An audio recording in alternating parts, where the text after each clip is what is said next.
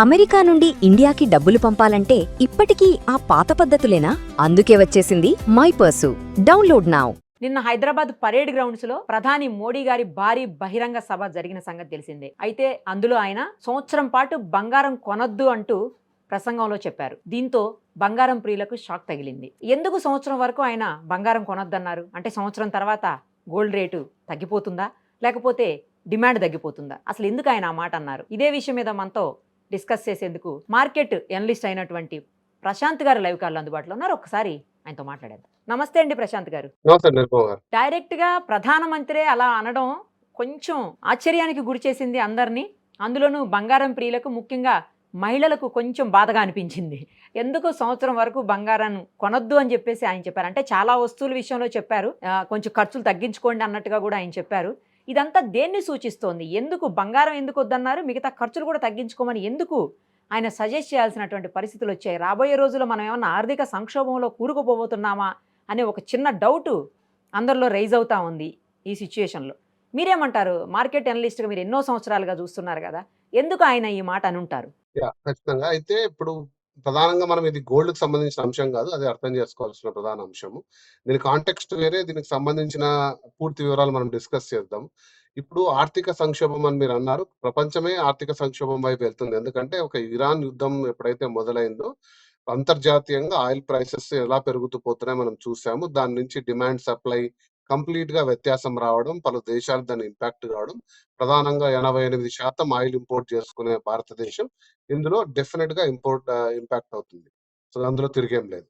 అయితే ఇప్పుడు మనం తెలుసుకోవాల్సిందేంటంటే, ఇక్కడ మనకు గోల్డ్ అనేది కాదండి. ఏదైనా సరే మన భారతదేశం ఇంపోర్ట్ చేసుకుంటుంది అంటే, ఏ దేశం నుంచైనా.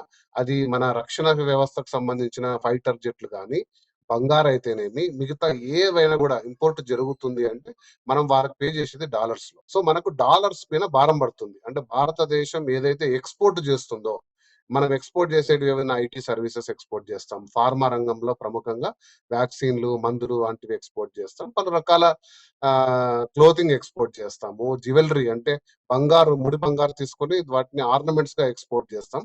అట్లా ప్రధానంగా ఒక 5, 10 రంగాలు. తర్వాత ఫార్మర్స్ అయితే వ్యవసాయ ఉత్పత్తులైతేనేమి, ఇతరాతరలు మనం ఎక్స్‌పోర్ట్ చేస్తాం. కాకపోతే మనం ఇంపోర్ట్ చేసుకున్న వాల్యూ, ఎక్స్‌పోర్ట్ చేస్తున్న వాల్యూ కంటే చాలా ఎక్కువ ఉన్నప్పుడు దాన్ని ట్రేడ్ డెఫిసిట్ అంటారు, లేదా ఫిస్కల్ డెఫిసిట్ అంటారు. కాబట్టి మనం వెచ్చించేదన్నీ డాలర్లు. సో, కాబట్టి ఒక్కసారిగా డాలర్‌కి డిమాండ్ పెరిగిపోయి రూపాయికి విలువ తగ్గుతూ వస్తుంది. మనం గ్రహిస్తూ చూసాం. దాదాపుగా రూ. 95 దాటిపోయింది.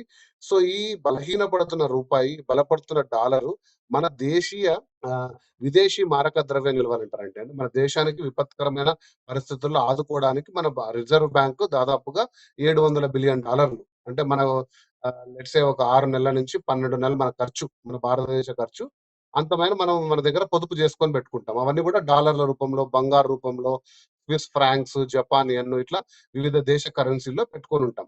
సో, ఎప్పుడైతే మనకు ఇంపోర్ట్స్ తగ్గి ఎక్స్‌పోర్ట్స్ పెరుగుతున్నాయో, ఖచ్చితంగా డాలర్‌లనేటివి మనకు తగ్గుతూ పోతాయి. ఈ రకంగా మన మారక ద్రవ్య నిల్వలు తగ్గిపోతే, మనం రీసెంట్‌గా చూసాం శ్రీలంక మారక ద్రవ్య నిల్వలు 0 అయితే పెట్రోల్ లైన్‌లు 3 కిలోమీటర్లు, 4 కిలోమీటర్లు. ఎందుకంటే దేశం పెట్రోల్ ఇంపోర్ట్ చేసుకునే పరిస్థితుల్లో లేదు.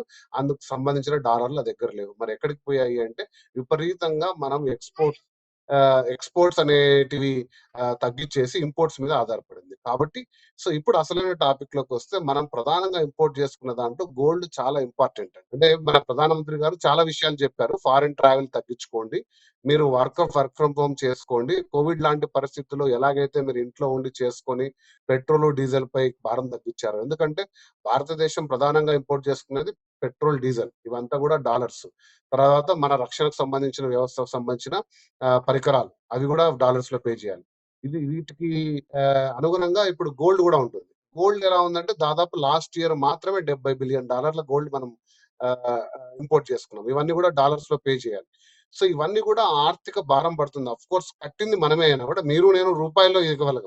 కానీ తిరిగి అది దేశం వచ్చేసి ఆ దేశంతోటి ఇంపోర్ట్, ఎక్స్‌పోర్ట్ మనకు డాలర్స్‌లో జరుగుతుంది. కాబట్టి వీటన్నిటిని అనుగుణంగా ప్రధానమంత్రి గారు ఈ వ్యాఖ్యలు చేశారు. అది ఎంతవరకు ఏంటి అనేది మనం మనం పర్సనల్‌గా నాకొక అభిప్రాయం ఉండొచ్చు, మీకొక అభిప్రాయం ఉండొచ్చు. కానీ దేశం మొత్తం గూడా కొంచెం పొదుపు పాటించండి. మన రూపాయిని బలపడే ప్రయోగం చేయమని చెప్పి చెప్తున్నారు. అదే అందులో జరిగింది.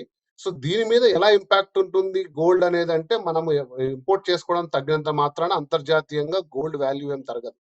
సో ఎందుకంటే ఇప్పుడు మనము లాస్ట్ కొన్ని ఇయర్స్ వరకు అండి నిరుపమ గారు గోల్డ్ అనేది ఒక సేఫ్టీ కోసం పెట్టుకున్నాం. బట్ లాస్ట్ 1 ఇయర్ నుంచి కూడా గోల్డ్ ఇన్వెస్ట్మెంట్ మీద కొంటున్నారు కాబట్టి ఆ మోజు ఎట్లా తగ్గుతుంది? ఇప్పుడు మీకు నాకు ఒక ₹100 ఉంటే గోల్డ్ పెట్టుకుంటే ₹150 అవుతుంది 6 నెలల్లో అంటే ఖచ్చితంగా గోల్డే కొంటాం మనం. అది ఎవరు అప్పీల్ చేసినా కూడా. ఎందుకంటే అది నా యొక్క పర్సనల్ ఇంట్రెస్ట్. కాకపోతే ఇప్పుడు ప్రధానమంత్రి గారు అప్పీల్ చేస్తున్నది ఏంటంటే మీ పర్సనల్ ఇంట్రెస్ట్ ని కొద్దిగా రోజులు ఆపండి. దేశీయ ఇంట్రెస్ట్‌లు పెట్టుకోండి. ఎందుకంటే మీరు చూసారు నిన్ననే ఇరాన్ ప్రతిపాదన ఏదైతే చేసిందో అమెరికాకి మా న్యూక్లియర్ సంబంధించిన శుద్ధి అంతా కూడా వేరే దేశానికి షిఫ్ట్ చేసుకుంటాం. అలౌ చేయండి అంటే అమెరికా తోసిపుచ్చింది. సో కాబట్టి చర్చలు విఫలమయ్యే దిశగా వెళ్తున్నాయి. క్రూడ్ ఆయిల్ $110 దాటింది. మనకు రాబో రోజుల్లో ఇంకా విపత్కర పరిస్థితులు వస్తాయని ఒక పెద్ద హెచ్చరిక జారీ చేశారు నరేంద్ర మోడీ గారు. సో ఇది ఇందులో నిగూఢ అర్థం. సో గోల్డ్ రేట్లు పెరగొచ్చు, పెరగకపోవచ్చు అనేది అంతర్జాతీయ సమస్య. కాకపోతే భారతదేశ రూపీ వీక్ అవుతూ ఉంది.